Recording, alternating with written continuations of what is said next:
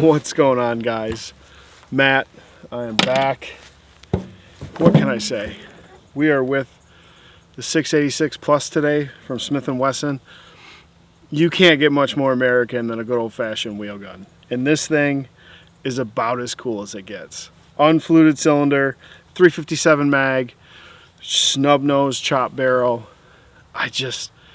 This isn't one that you carry. You can. Don't get me wrong, you can absolutely carry these guns, but this isn't one that you necessarily want to carry. It's heavy, 7 rounds, and there's better options for carrying. But this thing, in terms of a range gun, you can't have more fun with your clothes on than shooting one of these. Let me tell you what. This thing has just put a smile on my face. I've shot this before, but I haven't. I mean, I shot 2 boxes of ammo today. This is the 3rd that I brought out. It's just a fun gun to shoot. And is it harder to shoot than a polymer 9, a semi-auto? Absolutely.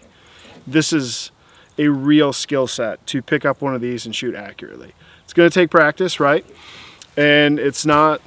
If you guys shoot semi-autos, you can pick this up and get acclimated with it. Fairly simple, fairly fast. But in terms of shooting it efficiently, accurately, and on time every single time, it takes some work.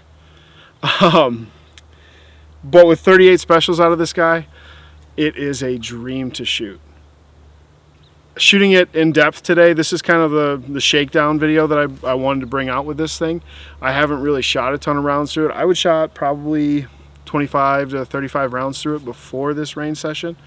I got about 250, 300 through it right now. And the thing just runs. It's so much fun to shoot. It's so easy to shoot with 38 special. But 357 mag, even with this bigger frame, it's going to be a handful. Smith & Wesson has been making, they're the name. They're the who's who of the revolver market. And yeah, there's Ruger and there's Colt. I would argue that Colt is right there with Smith & Wesson. But in terms of lockup, being able to check timing, everything like that, these guns are really top of their game. Now, they're not as nice as the ones that were made in the 60s, the 70s. There's no question about that. In the late 60s, early 70s, they had true gunsmiths working on this, hand-fitting everything. These don't have that crisp feel like the old ones, but God, they're nice. I'll bring out a Model 29 for you guys later on down the road, but this thing is just, it's sexy. I put up some videos of you guys, for you guys to see me shooting it right off the bat.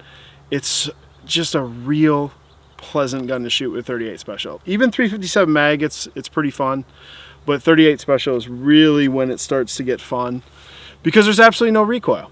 This is by far less recoil than a 9mm. It's just a simple flat shooting gun. You get that dramatic fireball occasionally, and that just makes you smile.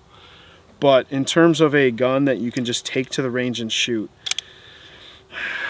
you'd be hard pressed to find something better than this 686 Plus.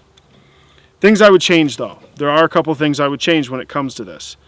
Number one, I would probably swap these grips. They're just too thin for my hand, especially my support hand, and it's shifting in my hand, which means I have more of the trigger finger on the trigger than I would like. So when you get down like that, I'm shooting it more like a polymer gun, and I don't want that. So I might get a little bit wider grips just so they fit my hands a little bit better.